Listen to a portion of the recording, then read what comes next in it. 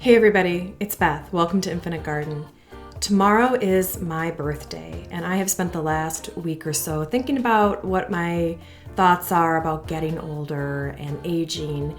And it's kind of funny because yesterday, Hopkins Designs Life, if you're familiar with her YouTube channel, she posted a video about how she and a group of women were going to be answering a series of questions on the very same topic. So I commented that I thought that was amazing, and she said, go ahead and make a video, answer some of these questions too. So I am going to just sort of like be adjacent to their thing they've got going on under the hashtag why aging is the new cool, which I love. So if you're interested in hearing my thoughts about getting older and what aging means, please stay tuned.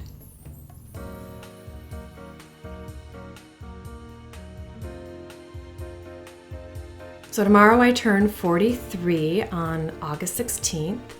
I wanted to share some quotes from some celebrity folks that I share my birthday with.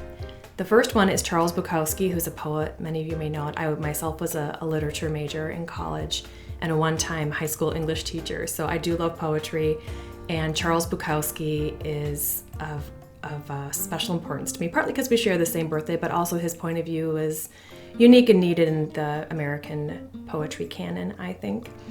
So he says something that couldn't be more true. I was not able to truly love anyone else properly until I loved myself. And this is wisdom I'd heard my whole life but hadn't really absorbed until I'd had a few years behind me. So that'll factor into the aging comments. I also share a birthday with Steve Carell, which I love. You know him from 40-Year-Old Virgin and the American version of The Office. He played Michael Scott. One of the funniest guys I can think of, and I love that we share a same birthday. Oh God, Leos are a trip, and he's a certain type, and I was really happy about this. This is kind of fun, extra with Steve Carell. And then finally, my the one dearest to my heart is Madonna. She of all the birthday buddies that I have, there are more, but these are my three favorite. Madonna's the one I feel most closely aligned with, like from beginning to end. I am a Midwesterner who was obsessed with dance as well, and I love to sing the whole bit. She just was everything and continues to be. I follow her on Instagram. I just think she's amazing. And I'm with her on this. I love what she says about becoming her own work of art and owning the parts of her that are ambitious and driven, and accepting whatever negative words come to her through that. She's not going to let them go, not going to reduce her ambition because someone calls her the B word. And that's very inspiring to me because I can relate to that as well. So anyway, happy birthday to Madonna, happy birthday to Steve Carell, and rest in peace, Charles Bukowski. Anyway, thanks for indulging me on that.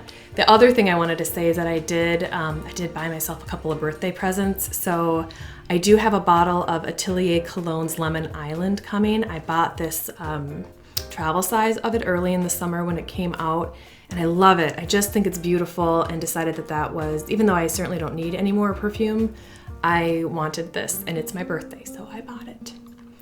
I also bought something I really didn't need but wanted from Pat McGrath Labs. She just released a new Mothership palette called Utopian Dream, and not only do I love the Mothership palettes, I have most of them, but look at these colors. I mean, the colors look fantastic, and I think they'll go well with my my next year, my 43rd year. So if you're interested in seeing me play with those at some point, let me know. I'm not a makeup artist at all, but I do enjoy makeup and would be happy to do that. So anyway, on to the real substance beyond just my self-indulgent birthday comments. So Catherine Hopkins, like I said, Catherine Hopkins Designs Life shared this series and shared some questions that the ladies that she's working with are answering. And so there's a whole bunch of questions that she mentioned. So I recommend, I'll put a link to her video down below, and I'll tag the why aging is the new cool, so you guys can follow the other people whose idea this was originally. I'm just tagging along here. I picked a few of the questions that I thought were most compelling for me. So the first question from her series that I wanted to talk about today was, what would I tell my 20-year-old self if I could right now? It's so funny. This one was just like, boom, I knew right away. Like, number one, that boy that you think you're in love with is a narcissist, and run. now. I hope that gets back to my 20-year-old self. Anyway, the second thing I would say is that to my 20-year-old self, I would say seek out some really good trauma therapy. I had been through a lot by the time I was 20, more than I could process by myself. And although I had accessed some of like the campus therapy resources at the college that I went to, I don't think it was enough for me, and I think I would have really benefited from some of the trauma therapies that are available now. And I think that could have really set me up for some success later in life if I'd had that.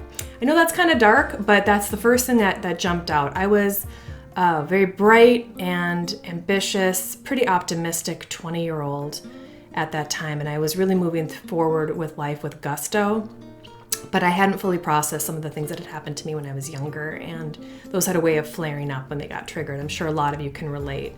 And I think if I had had healing on that front earlier, I think I would have had maybe a smoother run in my early adult life. But that's water under the bridge.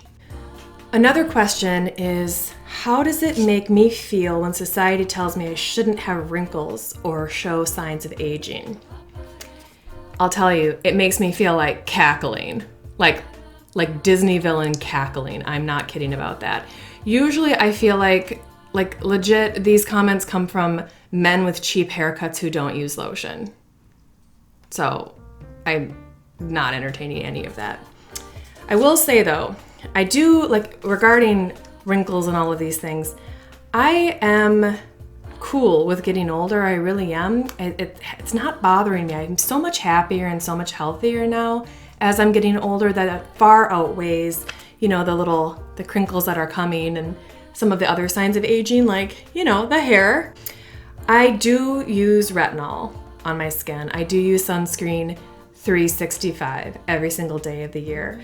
And I try to stay hydrated and get good sleep. So I'm trying to look my best at my age. And these beauty science technologies like retinol, they're really great and useful, and I do find they improve the look of my skin. So I will access that science and those products just so I can look as good as possible, and I have no qualms with doing that. I don't think that runs counter to being accepting of aging. But other than that, I'm expecting to have some wrinkles. I'm expecting to show signs of aging, and if anyone thinks that I shouldn't do that, that's their private business. It's not my business what they think of me. It's my business what I think of me.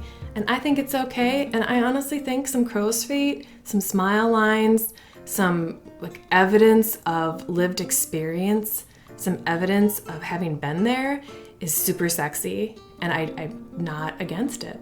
I'm just not. Finally, one of the other questions was, do I feel more or less sexy as I age?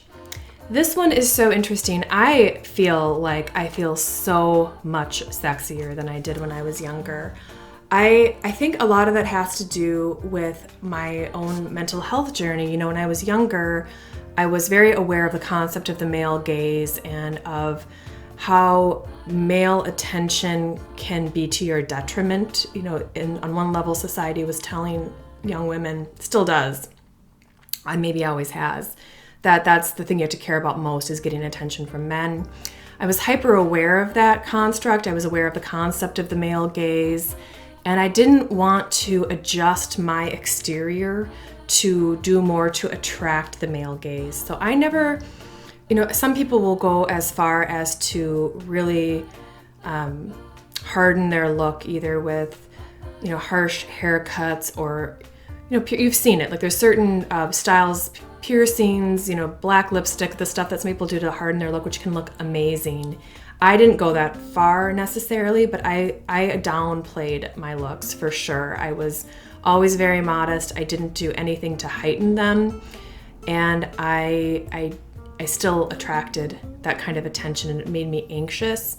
None of that, I think, was sexier and made me feel sexy. I always felt like I wasn't in control of exterior attention toward me, and I was uncomfortable with it. As I've gotten older, I've gotten a handle of that. I don't worry so much about it. I know I can handle myself, and I really enjoy playing up certain features, and I enjoy wearing clothes that do show off my form. Now it's fun for me, and I'm so much more comfortable with it. And the other big thing is being in a loving, healthy relationship has also improved my relationship with this concept. So for me personally, I feel more and more attractive and sexy as I age. It has less to do with what society says are the check boxes you have to be attractive, and more about the energy that I'm putting out there. And I'm not, I'm in a happy, committed relationship. I'm not trying to attract anybody else, but you do attract certain kinds of attention from all folks, even little children, and from pets. You know what I mean? It's like it's just part of what it is to be a living creature on this planet. I feel like I am putting out more attractive energy as I age because I'm not so defensive and protective of myself and putting out, blocked energy, which I think I used to do. I know I used to do. So for sure, that's better since I've gotten older. So thank you, Catherine Hopkins, for allowing me to kind of like horn in on your creative effort with the other ladies. I'm going to link to all of them down below, just because I don't want you to miss any of the content. I'm excited to watch all of it as well.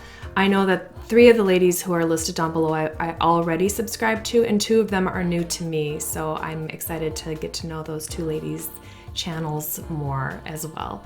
Anyway, I hope you're all doing well, and I hope you have a fabulous week ahead. Thanks so much. Talk soon.